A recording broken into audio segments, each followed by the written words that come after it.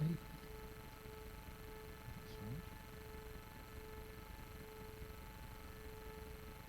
Yep.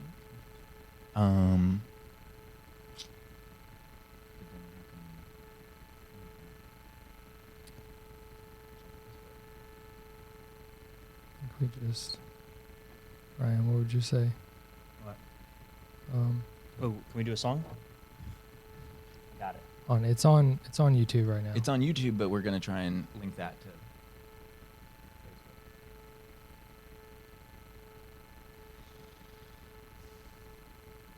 You want to test it first for like 5 seconds, Yeah. and then you kill it, kill the link, and then go back up.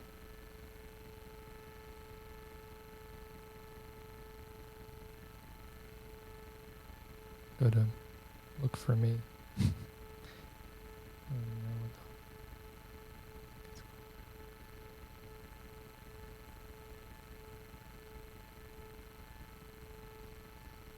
We don't know how to. Do you have an idea of how to get that onto Facebook? It's live on Facebook. Yeah, you share the link. But will it be live during? Is it this? I don't know. Well, let me see what happens when I do this.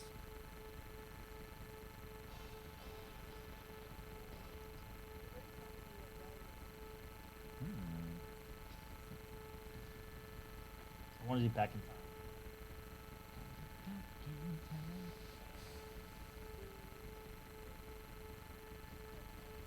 We've lost the whole audience. Everybody's gonna be gone. Listen, I have loyal fans. We can start back up, but we don't know how to get this to go. That's what I mean, everybody needs to be searching. Yeah. Not anymore. We have a live YouTube that nobody's watching right now.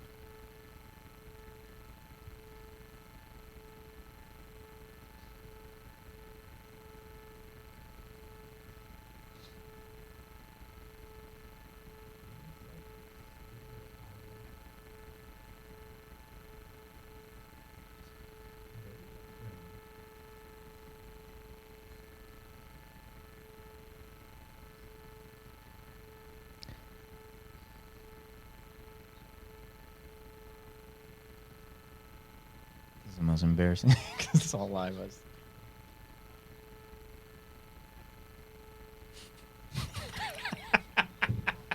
It could be worse. You could listen like a 12-year-old. Okay, guys. What you're gonna do is you're gonna plug it in, and then that's an HDMI cable.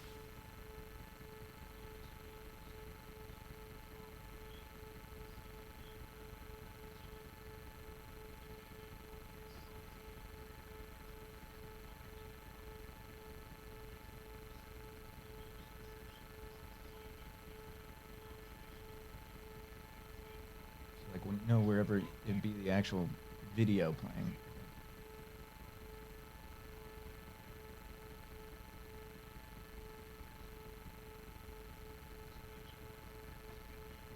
So do what? See, this is what's crazy is it's like streaming well, Sure, yeah. you know? It's giving you like a health. Oh yeah.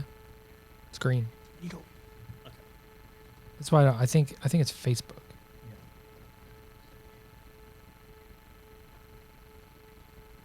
Like it's too much for Facebook. I don't know. Yeah, I don't you know just about that. You go to where this is like the video. Like, Yeah, where?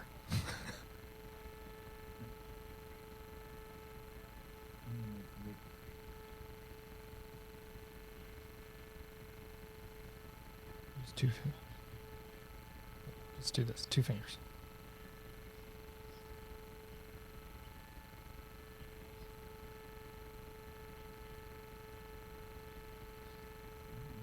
like where would the YouTube page? So it's on. Like it would be on here. Back to this. Yeah, and go to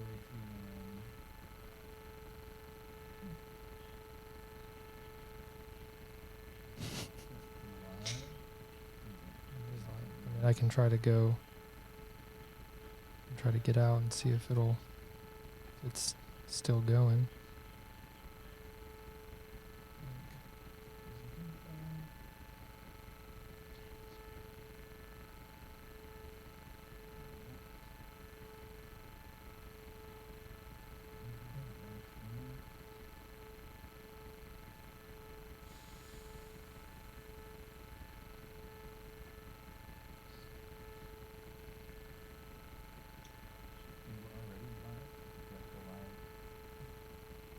That's just like tells you how to get.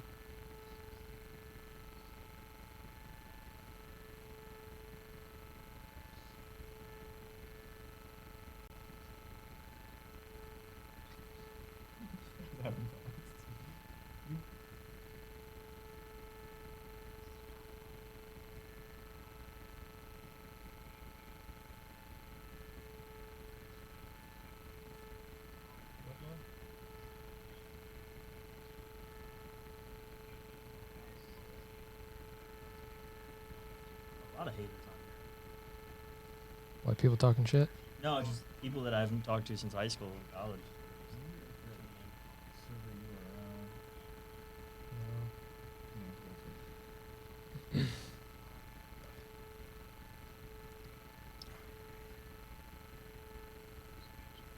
Let me see.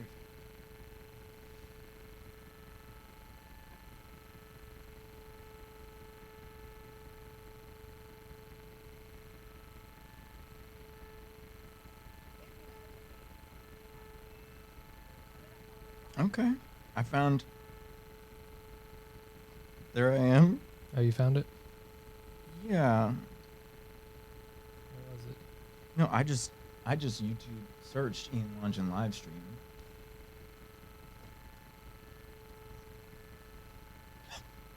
Yeah. So click on that, and then you take that link, and Yeah. what happens when you throw that on Facebook? This is Toast. Should I stop this and then we'll restart it? Yeah. Because if it saves it, you know what I'm saying? It'll save Sure. it, and then we'll be Yeah, like, yeah. what the? 15, 20-second delay.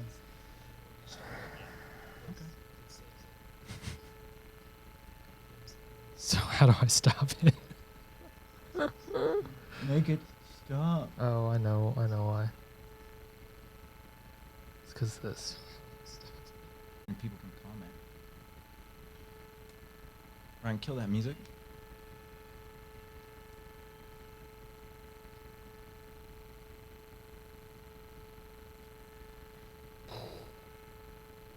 I just want to see if it's.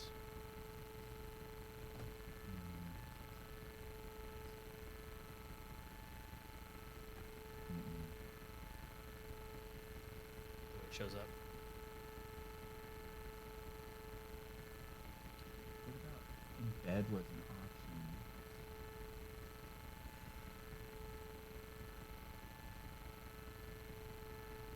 And you posted that link. Where? I'm checking out. When you posted it, it gave you the option. It might give you the option to embed. And you click on links, you know.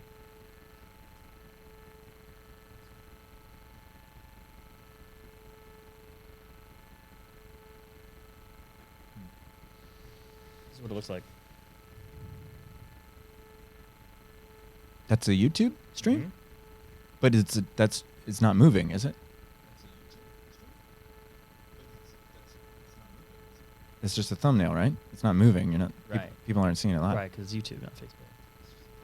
But they can click on it and they can watch it.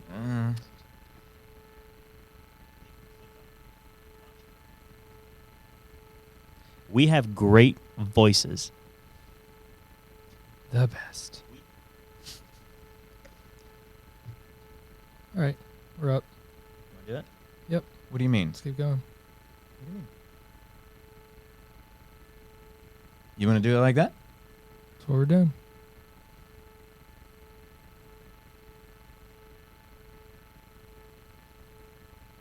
Yeah. All right. Sometimes you just gotta say, what the heck? Put it on YouTube. When in doubt, put it on YouTube. Okay, so ladies and gentlemen, welcome back to the show. We were streaming through Facebook, but had issues. I think you gotta have, if you can have the live stream up, people can comment, and you can see comments via the YouTube live stream instead of this screen. Yeah.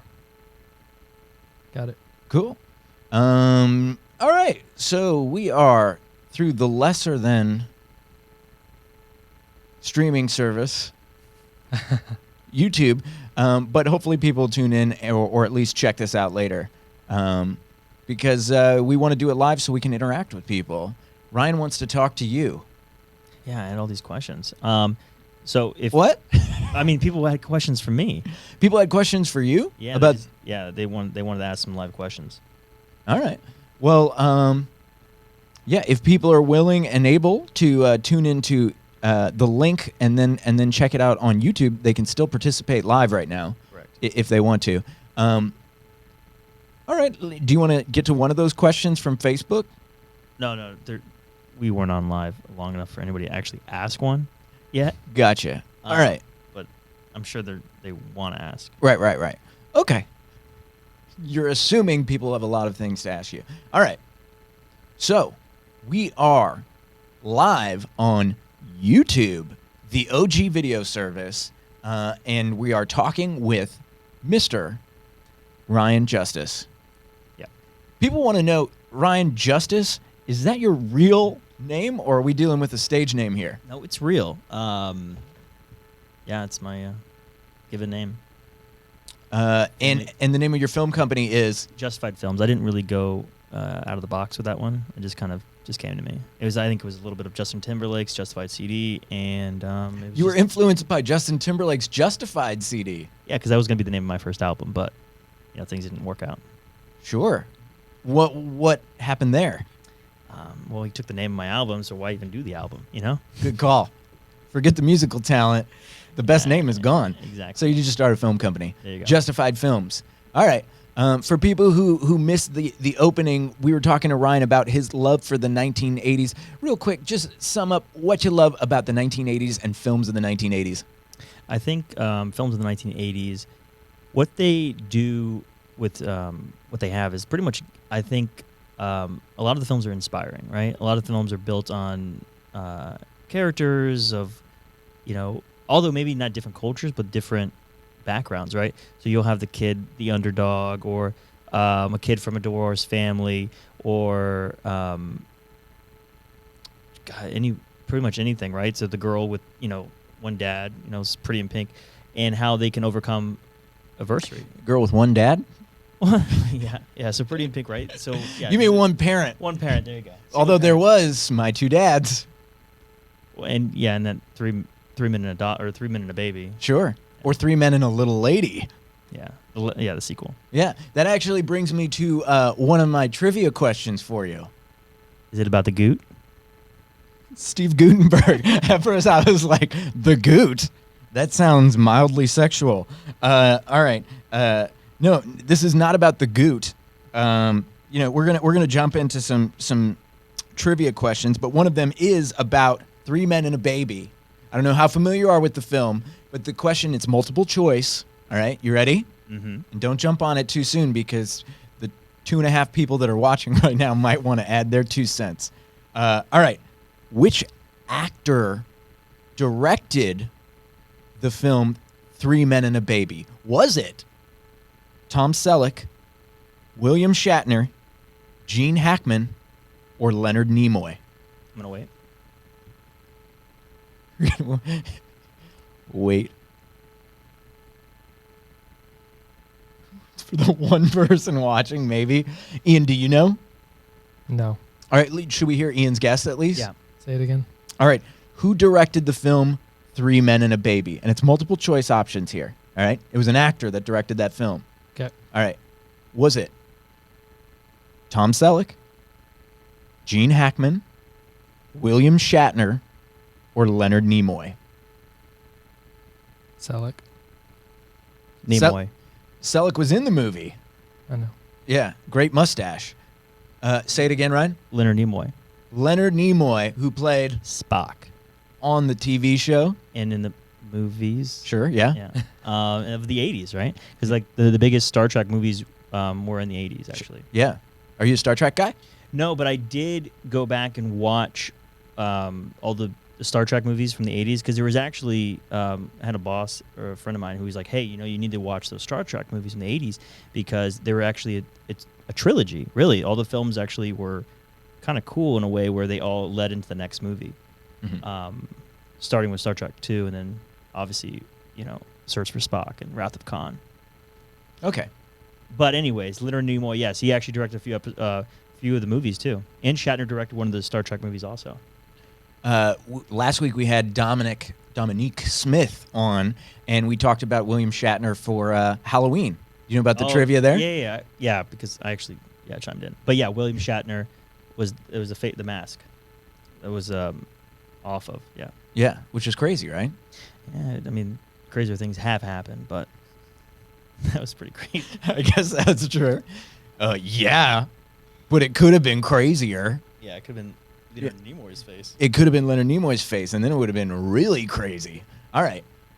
So let's talk. We were talking a little bit about John Hughes, and we were putting up a poll for people's favorite John Hughes film, and the 4 that we decided on was Breakfast Club, Ferris Bueller's Day Off, Correct. Pretty in Pink, and 16 Candles. Between those 4, which one holds a special place for you? I think Ferris Bueller, because I think Ferris Bueller was one of the technically, like, you don't, until you get to a certain age, you don't realize what was John Hughes until you get to like high school. Like, oh wow, he directed all these movies. But Ferris Bueller is something I was watching when I was in elementary school on TV, and it wasn't until middle school probably, or like I think I was in like 4th or 5th grade when I watched Breakfast Club for the first time, and like resonating with that because I was a big Emilio fan. I mean, we all grew up watching Mighty Ducks. Emilio. Right, and then you watch Ferris Bueller and you're like, okay, cool, and who you kind of resonate with, and then you're getting into high school and you want to be Ferris Bueller, right? Sure. So yeah, Ferris Bueller I think resonates most, and then it has had some great messages at the time, because when you're getting into high school and you're realizing what's the next step, is this that girl that you're dating in high school, is that going to be future, or is it just high school? Is it just fleeting? Or then you start to question. It asks questions about your friends, who your friends are in high school. Are you gonna be with this guy? Is he gonna be your friend in 5 years? Is he gonna be your friend next year? So and now looking back on those movies, you probably have a more respect for him because you're like, wow, and this movie was actually a little bit deeper than just driving around in a Ferrari in Chicago. Would you be upset if they did a remake of Ferris Bueller's Day Off? I think so.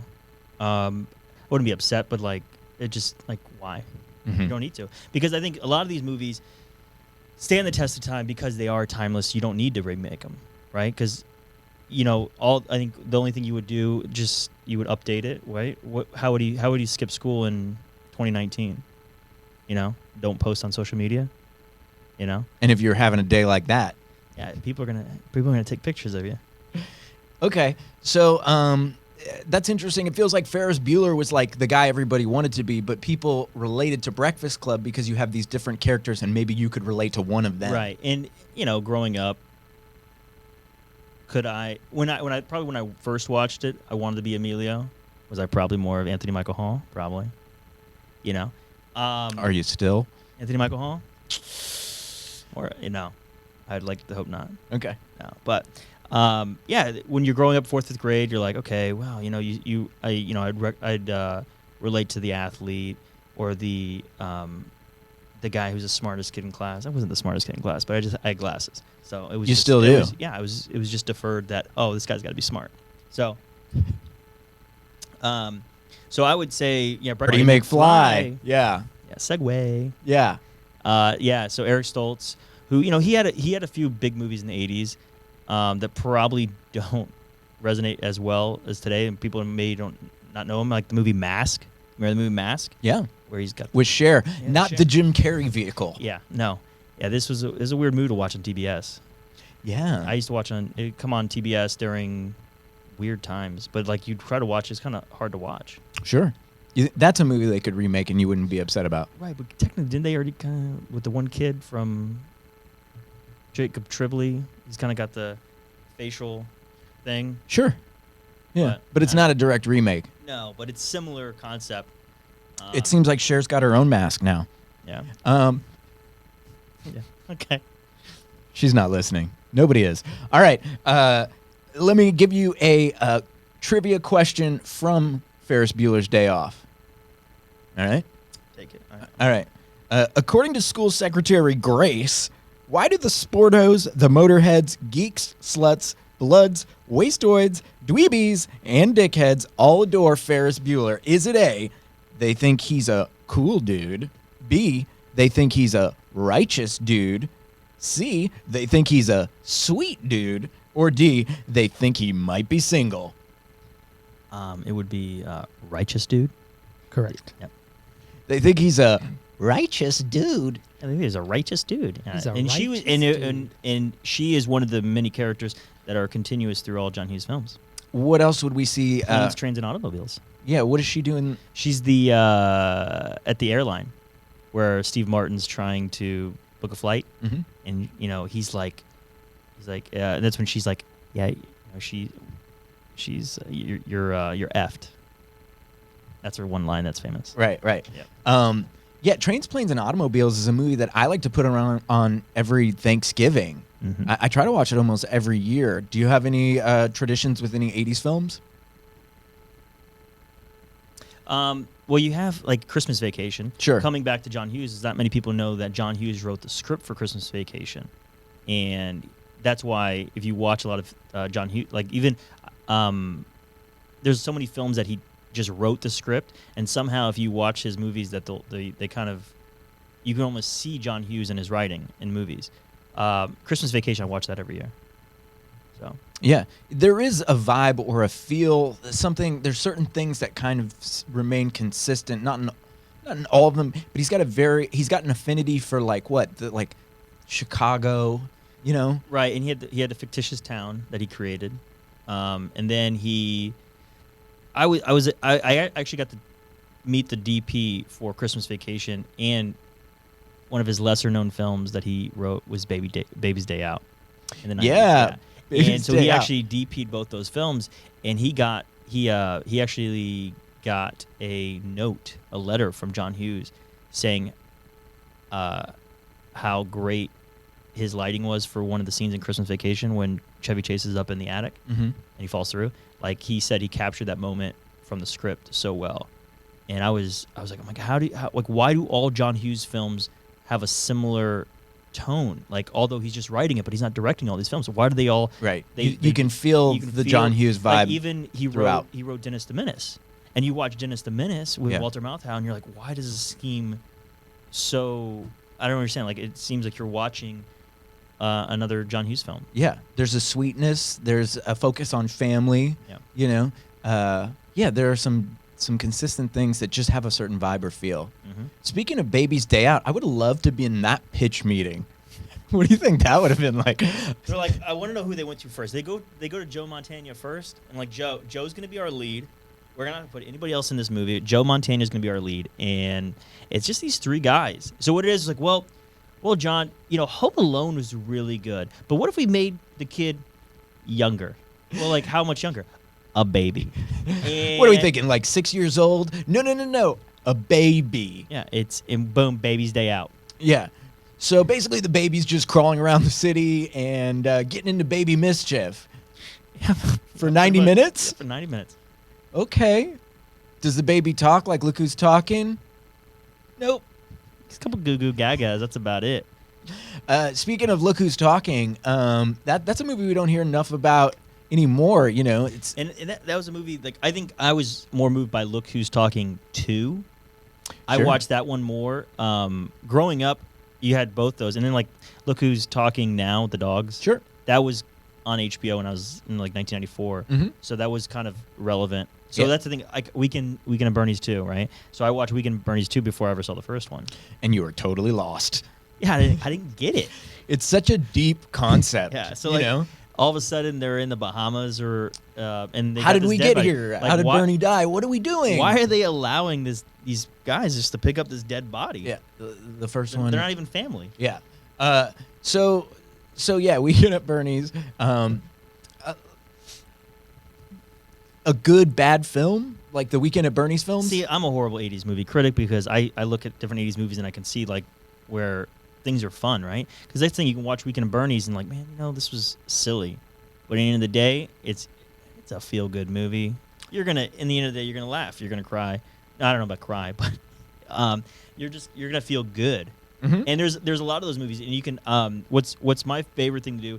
I can go through YouTube, and there will be a lot of 80s movies that I've never seen before, and somebody have uploaded the VHS like rip, and they'll put it up on YouTube. It's like I've found movies with Patrick Dempsey that I've never heard of before, and I'll find it, and it's like, man, these movies are so original in some way or like fresh, because it's cool. It's like seeing a new movie, but it's from the 80s. Yeah. Speaking of Patrick Dempsey, he was kind of an 80s staple, right? Yeah, so and disappeared and then came back for Grey's Anatomy. Right. So a lot of people are like, oh, McDreamy.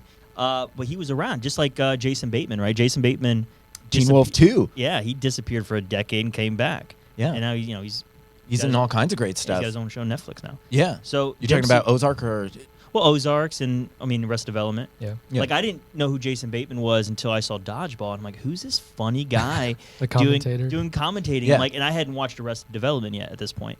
And I'm like, this guy's funny. Like, all right, Cotton, who's this guy? And then I started, I remember my dad's like, oh, that's Justine Bateman's brother. And I'm like, from Family Ties. Family Ties. That I used to watch Family Ties a little bit because it had Michael J. Fox in it. Sure. It was like Nick at Night or something. But Jason Bateman's great. Patrick Dempsey, Can't Buy Me Love, and Loverboy. Thinking about those movies being remade today. Now, Can't Buy Me Love was remade 15 years ago with, what was the rapper?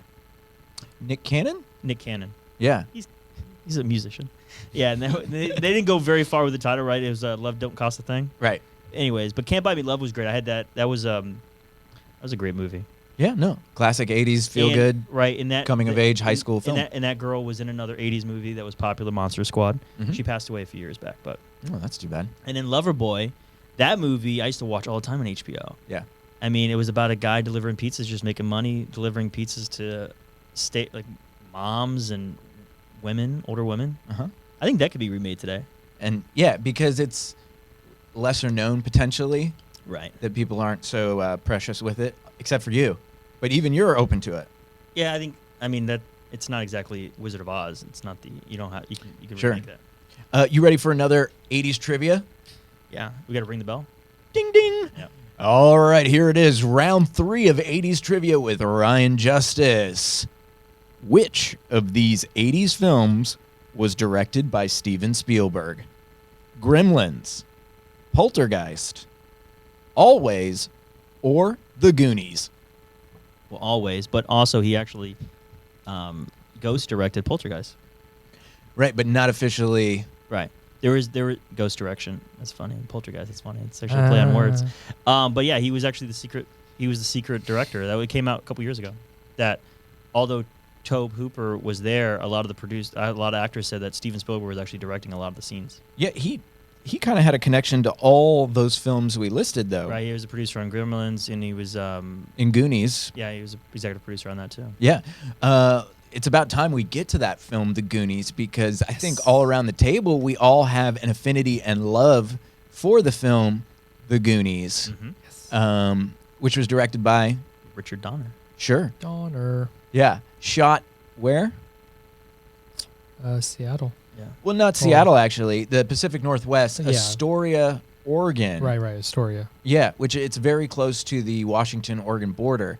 But yeah, Cannon Beach is the beach that they see. They hold up the what do they call it? Not a medallion, but The Bloom. a doubloon. Ooh. It's a doubloon. The Goonies resonated for all three of us. Ian even has a tattoo, a Goonies tattoo. Can you put it up in front of the camera? Can I get it up? Yeah. Can he get it up? Yep. It's the title. No, people aren't going to be able to see it probably. But his tattoo says, Never Say Die, which is underneath a skull and some swords crossed over. It's a crossbones. Yeah, you can see it. No, it's Oh, yeah. Crosswords. People might be able to check that yeah, out. it's supposed to be like crossbones, but it's cross swords. Yeah, and you're not the only one with that tattoo. You and some friends got the same tattoo, right? Yeah, we got it in Key West. Oof, that's what you do in Key West, right, Ryan? Well, it's funny. I wasn't gonna get the tattoo because we just went to some random shop. And I'm like, there's no way I'm doing this, and they were all like, yeah, we're doing it. They all sat down, and then the owner of the tattoo shop came out, and he's like, hey, are you getting the same thing? I was like, how many tattoos have you done? He's like, probably about 10,000. I was like, yeah, I'll get it. So that's pretty cool. He's got an 80s themed tattoo. Ryan, I heard you were going to get an 80s themed tattoo of Elizabeth Shue's face from Adventures in Babysitting. Yeah, what I was going to have her, she's climbing up my back. That's very cool. It just goes down. Yeah. Hey. With the kids as well? Yeah, crawling all the way down. Tim Butner said he met Sean Astin in 1998.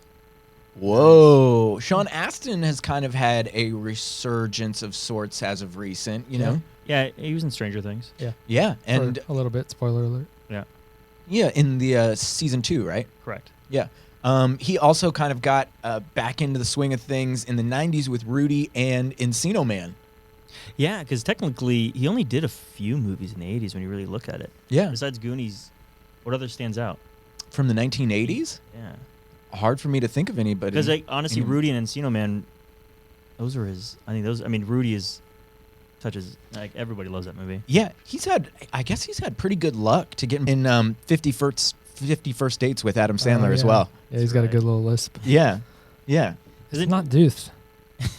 Right. That's a fun role. Like, stay off the juice. Okay, we're going to do another 80s trivia question for Okay. Ryan Justice, and anybody who potentially is watching live, they can answer.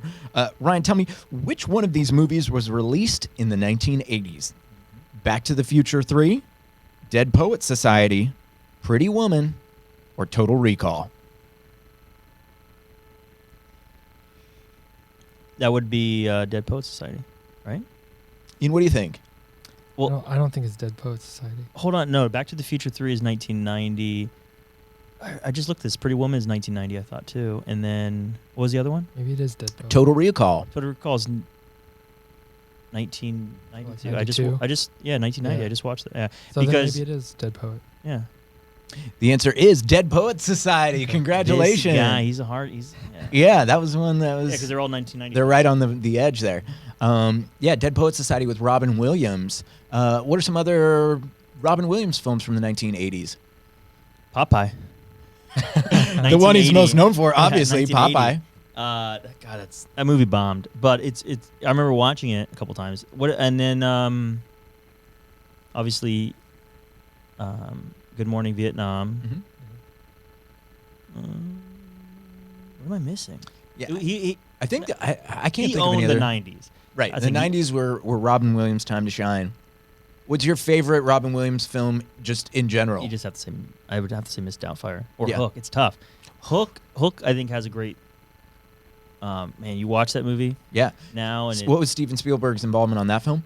he directed it. Sure. And what's great about that movie is listening to the Spielberg documentary and listening about how he put himself into that movie. Like he realized he was Robin Williams' character Peter Panning, where he was neglecting his kids a little bit, and how that was kind of him. Yeah, I love hearing about Steven Spielberg and the way he interacts with kids. Mhm. Because he's done a lot of films with kids. And I love, in the 1980s, hearing Drew Barrymore as a young girl, just like the kinds of things he would do on set with the kids. Right, You know? because you have to try to build this reality. And I actually got to listen to Richard. I heard about Richard Donner directing Elijah Wood and Joe. His name is with an M, who was in Radio Flyer and he was in Jurassic Park, the redhead kid, and I met him 3 years ago at a film festival. And I was like, I'm the only one that brought up Radio Flyer. Everybody else is bringing up Jurassic Park and all these. I'm like, I want to hear about Radio Flyer. And he's like, yeah, Richard Donner it was crazy because it's all about this kid's getting technically molested, and how do you tell a 6-year-old actor to act Right. like that? And so he would like, how do you utilize? Okay, this is why you're sad, and try to get that performance out. Sure. And Without getting into the deep Details, nitty gritty right. stuff that Right. yeah. Mazzello. Mazzello, yeah. Yeah. Speaking back about Spielberg working with kids, I remember him, because they did Halloween-centered stuff, and it was around Halloween Mm-hmm. when they were filming it, and he dressed up like a woman. Steven Spielberg dressed up like a woman and came onto set, and the kids, Drew Barrymore, and they were all dressed up too, and she, it was just fun for her. She said it was Drew such. Barrymore, not Spielberg. Okay. No, Spielberg dressed up as a woman. I know, but you were saying she. She, and I like didn't understand Spielberg. she. She. Okay. Sure, yeah. We could go there. No, yeah, it just seems like he's really good at relating to the kids so that he can pull believable performances. And I think Drew Barrymore delivers such a great child performance in E.T. Yeah. Um, and that's another thing, right? Is the 80s in music, right? And if you think about all those films that we're just talking about, they were all composed by John Williams. mm, And it's those, I think what hits me is I remember watching the ET VHS, right? mhm. And I can watch a scene, and that opening scene I remember watching when I was 4 or 5 years old. Yeah. And watching him, eating they're having the pizza dinner, and he walks outside, and he sees ET, and he throws the baseball, and that will give me goosebumps just remembering that, because I remember watching when I was 4 and having that weird feeling. Mhm. And then you hear you just hear the ET John Williams soundtrack, and it just brings you right back. Right. And I mean, he also did he did the Goonies also. I still love the E.T. ride at Universal, and it seems like one that's on the chopping block, Here. where you go in the bike and you go up, and then he says your name at the end. That was weird. That was weird the first time. I'm like, wait a minute, my name? Yeah, and it's like Ian, Ryan. Let me ask you a super quick trivia. Was E.T. the highest grossing film of the 1980s?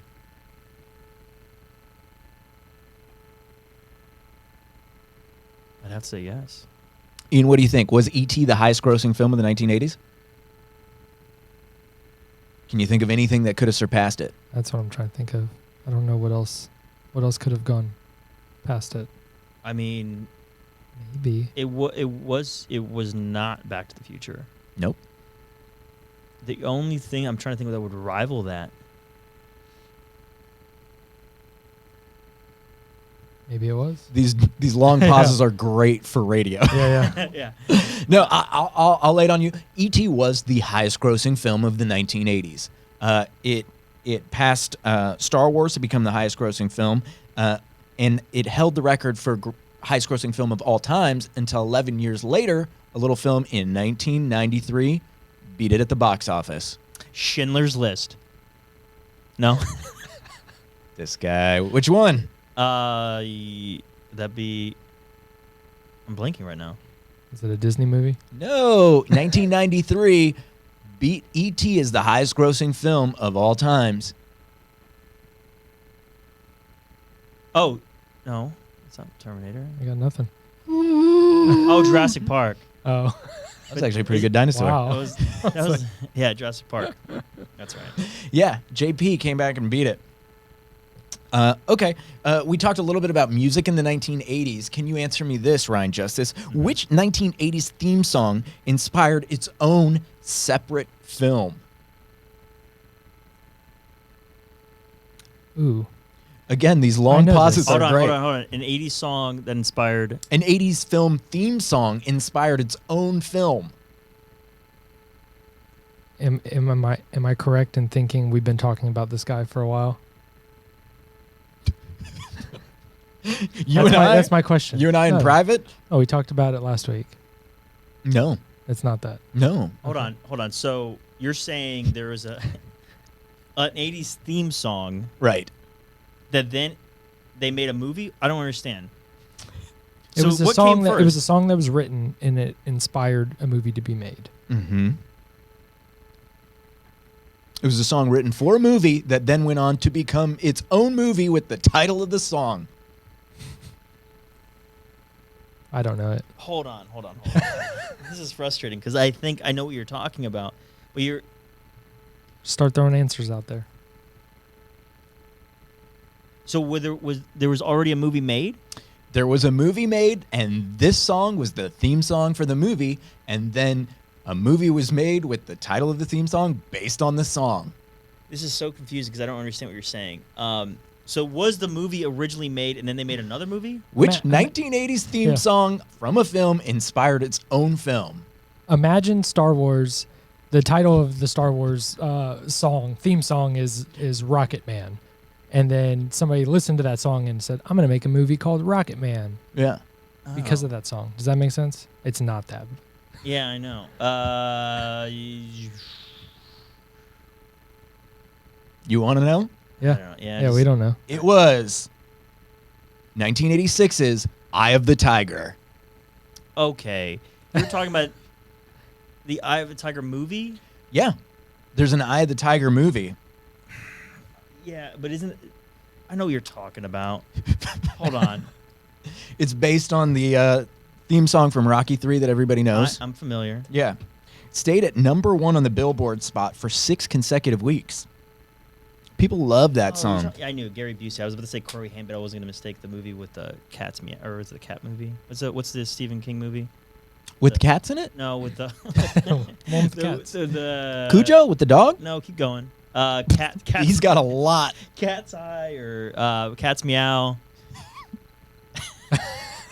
It's Gary Busey, Corey Haim. But anyways, Eye of a Tiger. I remember seeing this. So you're saying this Gary Busey film is Yeah. inspired by Eye of a Tiger, the song. Correct. All right. I'm not trying to stump you. We're trying to just talk about things from the 1980s. I don't believe it. Okay. I think they were just like, after serving time in prison. Okay, I don't know. Maybe. Yeah. All right. You want another trivia question, or are you too upset? I need another one because that's frustrating. Okay. This one you might enjoy. Which of these quotes is not a line of dialogue from the 1985 Arnold Schwarzenegger classic, Commando? Ready? All right. All right. Should I do it in my best Schwarzenegger voice? Yes. Do it. I'd like to hear you in Danny DeVito, something like that, but go. I lied. I let him go. He had to split. Or, don't disturb my friend. He's dead tired. That's definitely one in it. So which one is No. not a line of So hold on. dialogue? So I lied. I let him go. He had to split. So bad. I Don't- think it's. What's the one after Let Him Go? He had to split. I think that's in there. You think that's In the movie. in the movie? Yeah, so I almost think I feel like I had to let him go because he's holding him up over the building. So you think that one's definitely in there? That's what, and then he kills. I'm trying to think how he kills Bill Duke. There's a bunch of like 80s recurring actors in that movie. Any thoughts? I don't know it. Yeah. I don't remember that. I think- Commando?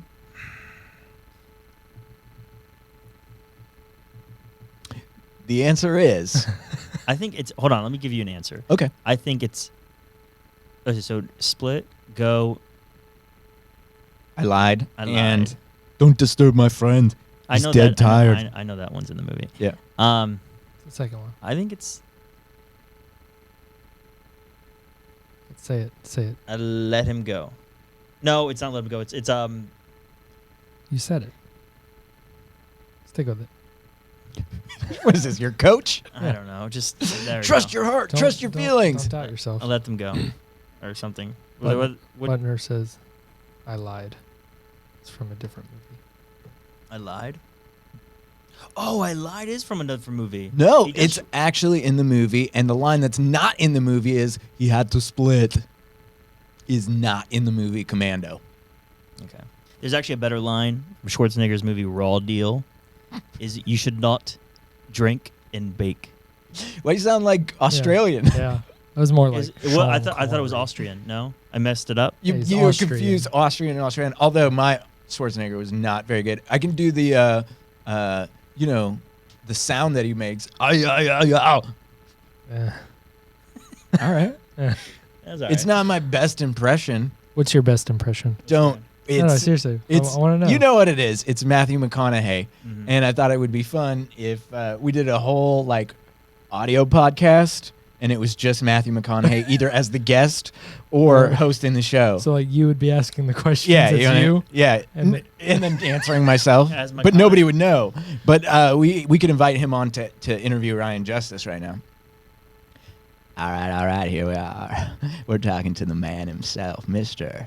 Ryan Justice. How you doing, Ryan? I'm doing pretty good. Great, man. I don't know if you knew this, but I'm from Texas. Yeah, I love June Dazed and Confused. Thank you. That was actually a real fun roll because they just let me roll. Yeah, that's pretty good. Pretty good? Yeah, that's pretty good. Thank you, man. I did that for an audience of 2.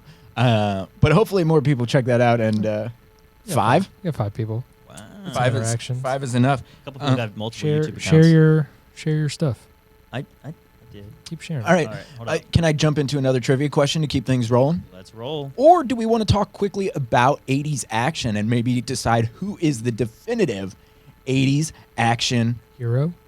badass hero? Okay. There, a couple come to mind, and we could talk about Arnold Schwarzenegger comes to mind for sure. Yep.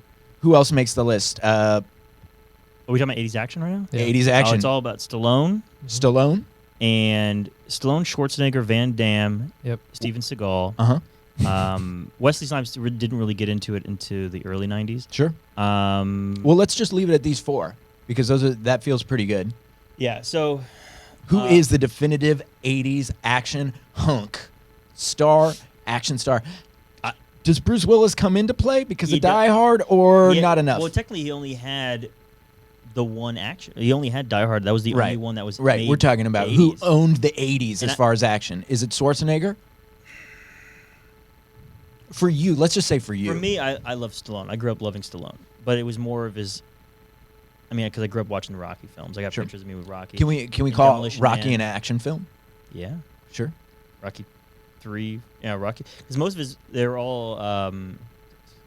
Yeah, so you got 3, 4, and 3 and 4 were in the middle of the 80s, right there, 82 and 85. Yeah. And those defined, like, once again, they had the greatest soundtracks. Sure. That literally They spawned- even made them. Did you know they spawned a movie off? Really? Which Yeah, one? I think it was called Eye of a Tiger. Eye of the Tiger. There's a film called Eye of the Tiger with- based on the song Eye Yeah, of the with Tiger. One of the greatest 80s villains, action villains, is Gary Busey. Yeah, Gary Busey is a wild card.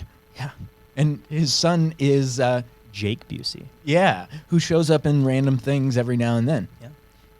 Gary Busey actually came to Tampa, was it 2 years ago, 3 years ago? Yeah, for Sunscreen Film Festival. He was in a project. Did you get to interact with Gary Busey?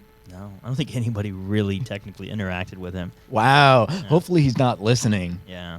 because that. Riding around like in a dirt buggy, going crazy. Here's a question that I think you'll be able. So we'll say for you, it's Stallone. Stallone, yeah. 'Cause, I mean, technically, Schwarzenegger, I think, owned it. Right. But everybody kind of has their personal preference.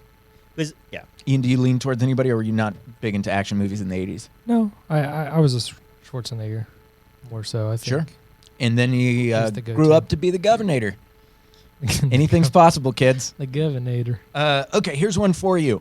Patrick Swayze and Jennifer Grey starred together in Dirty Dancing in the 1980s. And they starred in one other film together in the 1980s. Which film was it? Are you talking about the film? Wait, let me give all right, options all right. because I like it when Ian can chime in as well. All right. Red Dawn, Steel Dawn, Young Blood, or Ferris Bueller's Day Off. Now, I enjoy you throwing Steel Dawn in there because I've actually seen that film. Not many people have. That's Patrick Swayze in a post-apocalyptic movie wielding a big sword. Mhm. From the creators of Eye of the Tiger. No. So it's definitely Red Dawn. What's great about Red Dawn is I bought that DVD at an FYE in Meriden, Connecticut in Christmas 2002, I think. Mhm. I remember going to FYE because you could see the trailers, and I heard about this movie Red Dawn. I'm like, what? I have to see this movie. This is an amazing concept, and everybody's in it from Charlie Sheen, Patrick Swayze to Jennifer Grey, and Leah Thompson from Back to the Future is also in it. Sure. You know what boggles my mind about that is that's a strange pitch too of like, hey, let's make a movie, guys, where Russia invades America and like everything will Russia be and Cuba. It's Yeah. Russia and Cuba invading. And I was like, oh, this is amazing. Now that's directed by John Milius, who also did Conan the Barbarian with Schwarzenegger. But don't you think that could create tension that isn't necessarily Right. a good thing? So when they did the remake, yeah, they the horrible chose remake. Yeah. They chose China. Yeah, to invade. But when they got into post, China was like, yeah, we're not going to air that movie here. Yeah. And so to not alienate, Half. a billion people, Yeah. they were like, oh, well, we're just going to go and CGI it that it's North Korea invading us. Yeah. Yeah. And so they change all the flags digitally to North Korean flags. It doesn't make sense. Like North Korea's going to invade us? I don't think so. But Well, you and just opened up a can of worms. Yeah. Because So- joining us in the studio right now, Kim Jong Un. Come on in, Kim. You can sit right next to Ryan. Yeah, Ryan was just saying how it could never happen and how North Korea is so weak that they couldn't even try something like that. Yeah. Your thoughts, Kim? Can we get a camera on Kim? Oh, it's not real. Okay. yeah, Red Dawn's the answer to that. Red Dawn is the answer. Yeah, and that is a interesting 80s film. It's one of my favorite films because I remember I watched it with my dad, my grandmother, watching Christmas time, and I was like, man, how did this not get its own trilogy? Sure. And I remember Well- one of the first things I started writing was an outline for something like that. I'm like a World War III dystopian Sure. trilogy. Yeah, I feel like a World War III is a better thing because then it's not like singling out China or Russia or North Korea. It's like the world is at war with each other. Right, and that's it. It does talk about that in the prologue that there's different countries involved against America, and it was cool because it was it was John Milius who wrote that. Not many people know that John Milius and Spielberg and Lucas and Coppola, Scorsese were all buddies at one point, writing each other's scripts, and a lot of them had to do with that. Like John Milius helped write Apocalypse Now Right. for Coppola, and yeah. Speaking of director buddies, obviously George Lucas and Steven Spielberg were director buddies and collaborated on some stuff. But Spielberg actually was a big fan of Kubrick, and collaborated with him in the sense of Kubrick wanted to make AI. Right, and then so he ended up taking the reins after Kubrick passed away, and also finished. Not many people know he finished directing Eyes Wide Shut. Oh, he did. I didn't know Kubrick Yeah. didn't make it to the end of Eyes Wide Shut. No, yeah, that's Spielberg, too bad. Spielberg directed the last few scenes of it. I heard Eyes Wide Shut filmed for like a year or so. Like it was just never ending. yeah, But that's 1990s. But speaking of Kubrick in the 1980s, that's when we got The Shining, which some people say is the greatest horror film of all times. yeah, and then right, and he technically a lot of people say Full Metal Jacket's one of the best war films of all time. Yeah. He also directed that in '80s. Kubrick's a beast because he did not stick to genre at all. Right, because if you watch Full Metal Jacket's two movies in one. Just Yeah. like The Shining is kind of broken up into like Sections. into a slasher. and yeah, particularly he's just a very interesting person and yeah, tough loss. But In the 6th grade, my science teacher had us watch 2001: Space Odyssey. wow, that seems. I She's mean, like, I remember because it was 1999 to 2000 was 6th grade, and we were like, oh, we're gonna watch 2001: Space Odyssey. I'm like, okay, so he broke it up in like 2 classes, and he was kind of a hippie. He was in Vietnam. He said, well, we have to watch this. It's my favorite film, and we'd watch it in 6th grade. And then in 7th grade, it was actually 2001, and we watched it again. cool. And That was- still nobody liked it. Yeah, and then, Yeah. It was. I tried It's to enjoy it. Over their heads. Yeah. Interesting thing about Kubrick was he one of his passion projects was to do a film about Napoleon, and he never got to do it. Yeah, I He didn't was know that. fascinated with Napoleon and really for like 10, 15 years was just sitting on a Napoleon idea Right, and so never got to do it. You could say he had a Napoleon complex. Okay, and on that note, no. We'll keep going for a few more minutes. This one is fun because we can talk a little bit about 80s babes. It's 2019, so we can't say that. But here's what I want to question you with, all right? One of our favorite, I think all three of us, 80s babes, or ladies from the 80s that we love, Elizabeth Shue. Which of these 80s classics did not star Elizabeth Shue? Cocktail? Karate Kid? Back to the Future? Adventures in Babysitting? That is a trick question, Jason. That is a trick question. Elizabeth Shue is in all those films. No. Oh wait. Whoa. Well, that was a close one. That was a close one. Let's zoom in for that one. No, she's not in Back to the Future, but she's in Back to the Future 2 and 3 later. Who is Supergirl? Phoebe Cates. I bought Phoebe Cates was in which films? Fast Times, Gremlins, and she's married to Kevin Kline, another But 80s. there's a scene in a certain film that she's super famous for. Yes, and so in Fast Times she gets out of the pool, and in a dream sequence of some sort. Right. And I remember I had I got that VHS Wearing a red bikini. Red bikini. Yeah. And and then she was a sex icon for that whole early 80s. Sure.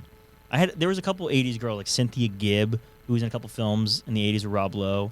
But Helen Slater, Supergirl, Legend of Billie Jean, and The Secret to My Success with Michael J. Fox. Cool. One of my favorite 80s movies. Well, let's go back to Phoebe Cates being in Fast Times at Ridgemont High, and that scene where she gets out of the pool is pretty iconic. Mm-hmm. For a lot of people from the 80s, it was a lot of their coming of age. Right. I just want to talk quickly about nudity in 80s films.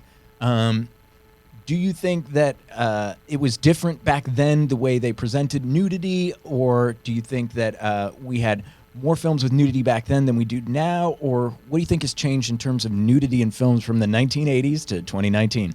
Well, definitely it's a lot different because almost if you look at all those movies back then, everything was rated R. So there were so many of those films that were rated R. And that was gratuitous. Like you think about the Porky's films, that was gratuitous. But if you watch Fast Times at Ridgemont High nowadays, and you see some of the nudity scenes in it, besides the Phoebe Cates one, right? Because I was thinking about this earlier, and that movie, I started watching in the 8th grade. I was 14, and it had you rewatching, you're like, man, all these, they had the girl Jennifer Jason Leigh, who's become more famous with Tarantino's latest films, and she was dealing with slut shaming and abortion. There were some serious things, and it was written by Cameron Crowe, but directed actually by a female director. So to think about Fast Times at Ridgemont High as a movie that was gratuitous nudity, it was actually directed by a woman, Amy Heckerling. So what are we saying? So in the day is I think there was a lot of 80s movies that did gratuitous nudity in the 80s, but some of it was actually, I think, well done. Tasteful. Yeah. You made an interesting point when we were talking on the phone a couple weeks ago about why we don't see nudity in teen comedies as much anymore. Do you remember what that was? Oh yeah, because I think we were talking about the early mid 2000 comedies, right? We were talking about Tomcats and American Pie. American Pie 1 and 2. I was 5th, 7th grade. Mm-hmm. I was in my senior year of college. Yeah, yeah. He's having his second kid by then. Yeah. So, those movies were kind of gave you I don't know. They would prepare you. I don't know. They were just. We were talking about pornography, I think, right? Is that what we were getting to?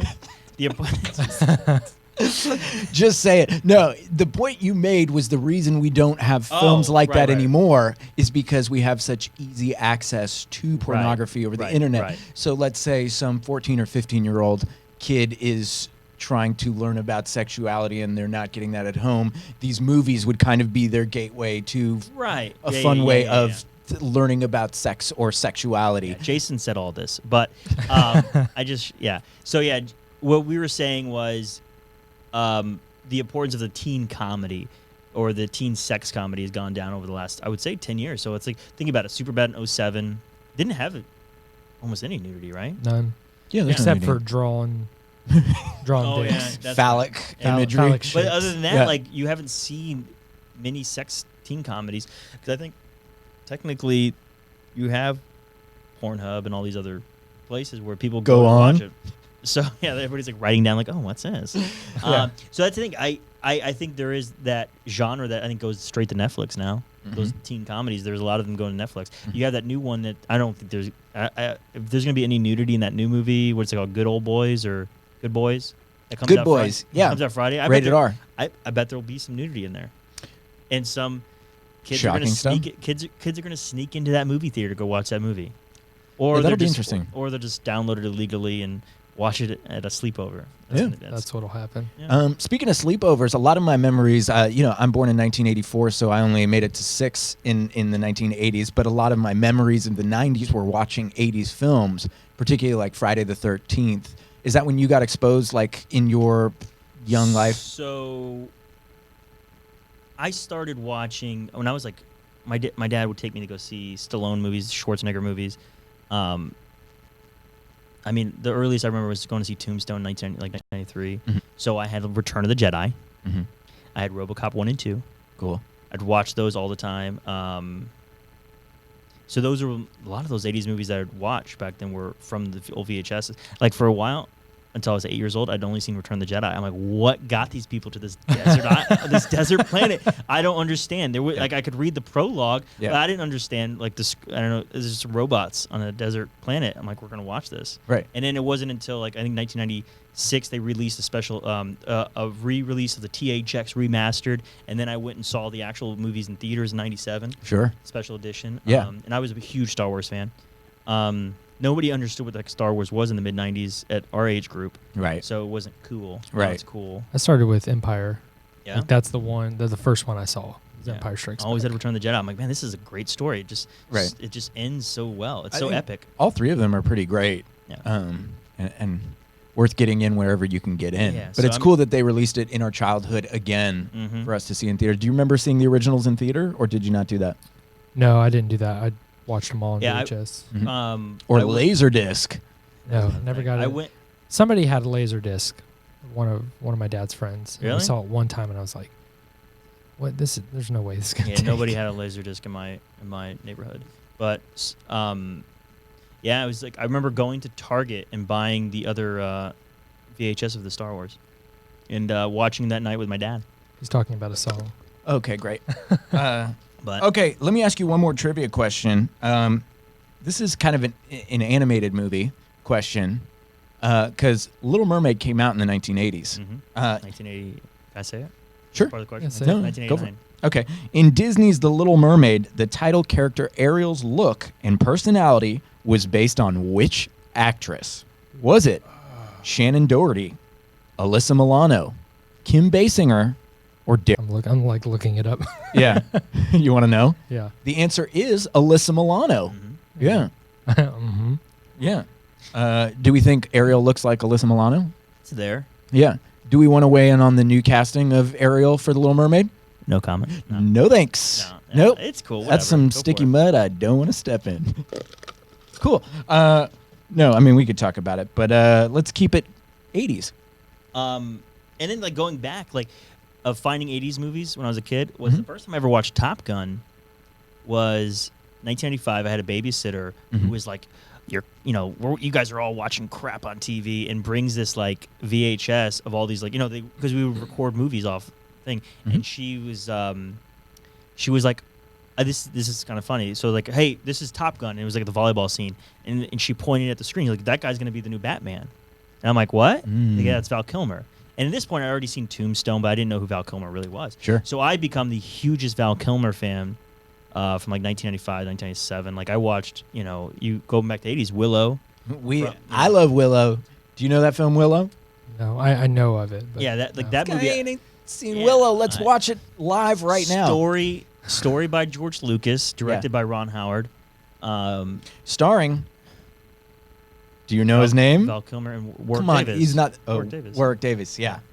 Who has been the little person in so many Right. films. So George Lucas was like, "Hey, man, we'll get you your own movie," because like he was the Ewok. Yeah. And he was Leprechaun.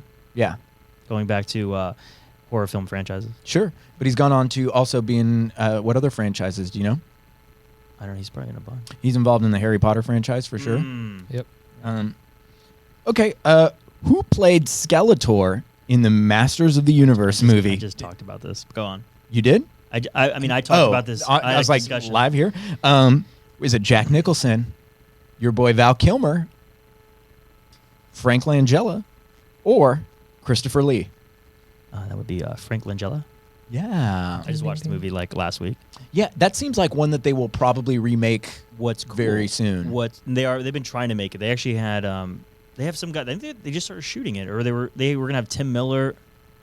They had somebody ready to go, and they just dropped. The director just dropped out. For people who don't know Masters of the Universe, we're talking about He-Man. He-Man. Yep. Which probably they'd introduce She-Ra in there too, just because. Well, so it's funny is bringing it back to 80s action movies. The studio was like, okay, we have all these sets built, we have all these actors, and let's go write a script this weekend, and we're gonna shoot it next. We'll shoot it with all the resources that we have for Masters of the Universe 2, and that became the Jean-Claude Van Damme movie Cyborg.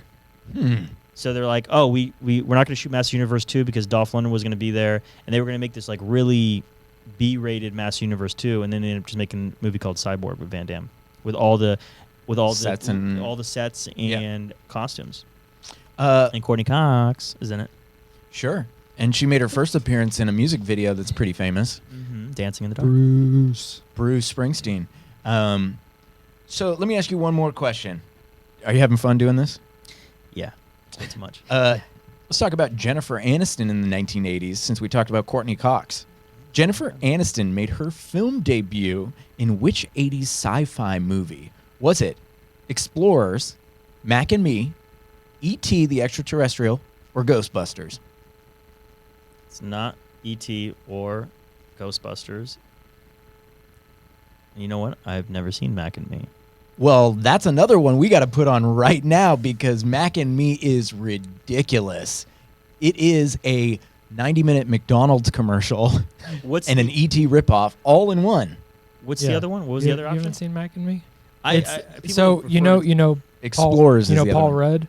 Yeah, I know. He plays the scene from from falling down the in the wheelchair, yeah. Yeah, every single time. Yeah. Yeah. That's pretty good. What's the other one? The option? Explorers. She was not an I watched that several times last summer. And it's who makes the cameo or who's in that isn't the girl from Can't Buy Me Love. Cool. Yeah. So the And answer Ethan Hawke. is Mac and Me. So when you do go watch it, which everybody should if they're in the mood for a terrible film, an E.T. ripoff, the most blatant display of product placement, I think, in any film. But that was one that she did, and 80s stuff, give it a watch. I don't know, it's probably on none of the streaming services, so you got to find it on your own accord. Yeah, whoever owns McDonald's, like the conglomerate, probably has it on their platform. Yeah, that's true. They'll probably do their own streaming service. Everybody else is.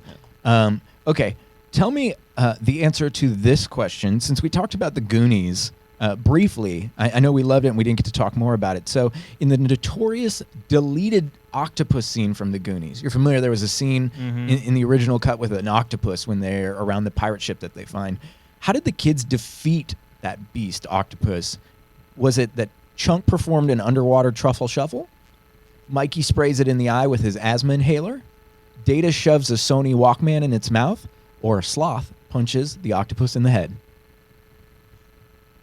Man, I really don't know this one. I'm going to go with Sloth punching him in the head. Yeah, what's your guess? That was going to be mine, but I'll go different. I'll say that Data throws the Walkman.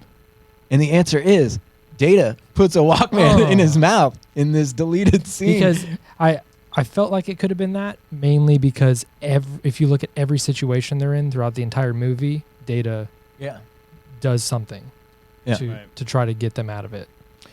Yeah, speaking more about the Goonies, why, Ian, why is that such a special film for you? Man, that was one of like the first movies that I think I watched, that I remember watching. And it was, this like coming of age adventure story about all these friends and like them coming together and, it was like their last hurrah. And I don't know, I love that film and I love Stand By Me. And those two are very similar. Obviously, Stand By Me is a little more adult, but they're both like this great coming of age story, this adventure that they go on. They go to solve something together, and they're all different. They're all misfits. And I just always liked that. Yeah, it feels like Goonies falls into a category of adventure movie, and that's not something we really have today. What do you think about that, Ryan? Yeah, I'm a big fan of the movies that take place in a day, or they go on an adventure. They take you outside your comfort zone. And I always tell people, like, oh, man, so many movies nowadays are so realistic or so everyday or so, like, slice of life where it's like, Like, why does everything have to look like real? Why can't we go outside, you know, on an adventure? There are not many, unless you're watching a superhero movie or something like that. That's as much adventure as you get. Or the adventure in movies is something so fantastical that it would never actually happen. Like Sure. Goonies, like going down into the caves or Right. like the well and It could stuff. be there. There could be a ship there. Yeah. Yeah. There's it could be there. Yeah. And like Stand By Me. Stand By Me is great too. And I mean, even Explorers. Explorers is a good little movie too. But there's movies from the 80s that are adventure with adults. Indiana Jones. We didn't even tap into that yet. Sure. You know, those movies that, you know, you can have kids have an imagination, right? Or somebody to relate to. Right. You know, take you out of your everyday world. And that's I think one of the great things about 80s movies or movies in general is you can transport to somewhere else. Mm-hmm. You know, Star Wars had such an impact on me because it would help me take my mind off the things I was going through as a kid. So like to be able to transport yourself to another reality or another adventure or something like that was so important. Well, that's the magic of cinema, really, Mm-hmm. is getting to transport yourself. And the idea of just having a fun couple hours and being transported seems like, you know, maybe reserved for just superhero films or, you know, big budget stuff now, you know, like crazy big budget stuff. So, yeah, the adventure genre is kind of a lost art, feels like. I miss, like, I mean, we have this conversation all the time where I'm like, man, there's just no really good children-driven adventure movies anymore. Sure. You know, I mean, even when you start getting into the 90s and, like, you got Sandlot. Like, Sandlot. Man. Me and him talked about So good. what's the one with monsters? Me and my The brother used newest to watch. one? Monster Squad, or what do you... Not Monster Squad. Blah blah blah. Little Monsters. Oh, yeah, with Fred Savage and Howie Mandel. And Eric Savage, the brother. Mhm. And like me and my brother used to rent that all the time. And Eric Savage? I think Is so. Let's look it up. Ben Savage. Yep.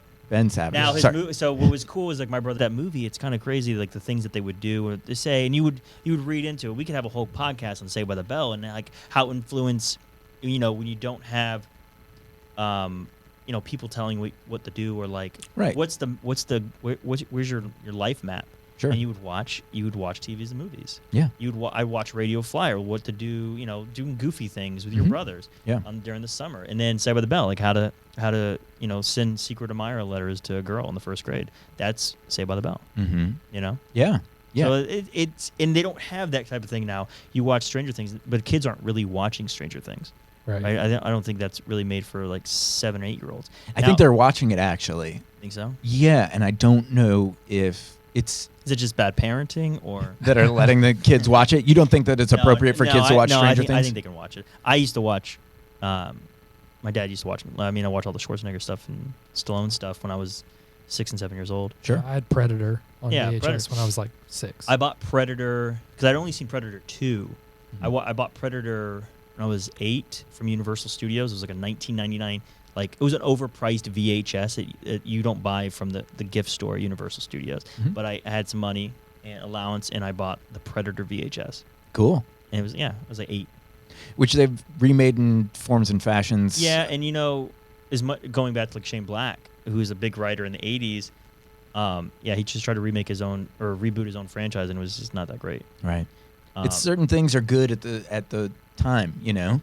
Right, and I think there wasn't enough story to it. Sure. Now, exactly, Predator is not the biggest, grandest story, but there was just characters in there. Shane Black, for not people know, is like he wrote Monster Squad, he wrote the Lethal Weapon films, and most recently he's known for directing Iron Man 2, Kiss Kiss Bang Bang, Mhm. stuff like that. So, One film that's kind of underrated from the 1990s is a Jim Carrey movie called Once Bitten. Oh, that's from the 80s. That's what I just said. No, you said 90s. You said that Oh, 80s. my bad. Yeah. From the 1980s. Yeah. Because we've been doing some vampire research, I just watched Once Bitten maybe 12 days ago.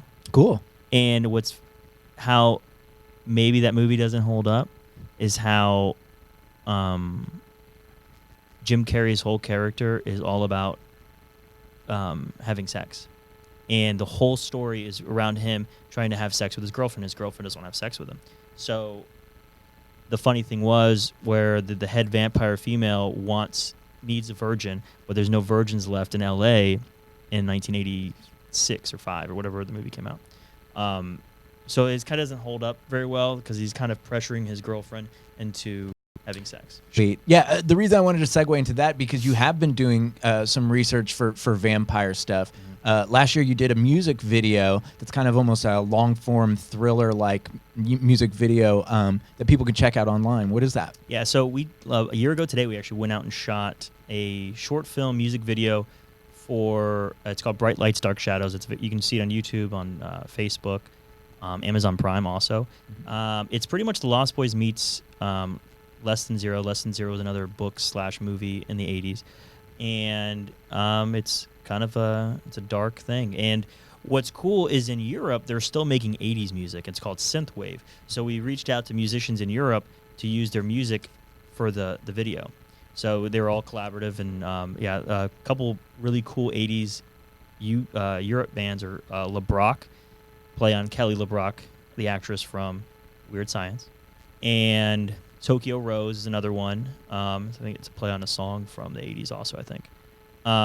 So yeah, look, if you're into 80s music still, they make cool stuff, and they're inching their way into the United States. But yeah, so we're now kind of developing that short film Bright Lights, Dark Shadows into a feature film. That's cool. I think synthy 80s music is making a little bit of a comeback. I think Stranger Things, like, they utilize a lot of that synth, and people are like getting into it, and it really fits that. I remember a couple years ago, the movie Drive was a pretty 80s synth heavy. That was my gateway. I was watching Drive, and I was like, okay, cool. They're making 80s music, and I researched those bands, and then I went down the rabbit hole of 80s stuff, and I found a couple bands there, and I started listening to them. I reached out to them because they were up and coming, and now they got record deals now, and they were open to letting us use their music in different projects. Well, that's a really cool thing for people interested, because we have a lot of movie lovers and also people interested in making films. The idea that you can reach out to somebody and say, hey, I'd like to do something with something you made, a song or whatever, and a lot of times they will be receptive. Yeah, you just have to do it. Right. Because that's kind of the way to do it. Yeah, they could say no. Right. And there's a saying that somebody always used to say is like, no, you already have, but yes, you may get. Sure. So. Yeah. Doesn't hurt to ask, right? Right. All right. That feels pretty good. A pretty good note to end on, Yeah. Wrapping it all up. It never hurts to ask, which actually ties into the Jim Carrey. Once bitten. Yes, always ask. Consent. Consent is important. Yep. It's 2019. Okay. Well, thank you again, Ryan Justice, for coming on the show. Oh, no problem. Yeah, this was really fun. So maybe we segue into our Saved by the Bell podcast. Bro, I would love to have you back on to talk about anything and everything. I think Saved by the Bell would be interesting. It might be sad, it might laugh. We could just talking about Jeff and the Max. I mean, don't get me started. Do not get me started, because I do want to talk about all those things. I want to thank also Ian for being my right-hand man through all of this. Woo woo. Thank you again. And we want to thank F-Stop Studios for hosting it. This time today we were on YouTube, and so if you're watching this, you probably are seeing the finished podcast and you didn't get to interact with us. We're going to try and sort some things out to be more live on Facebook for the next one. But we appreciate people who did watch it and who tuned in, and we will see you next time. Thanks, guys. Sending it off.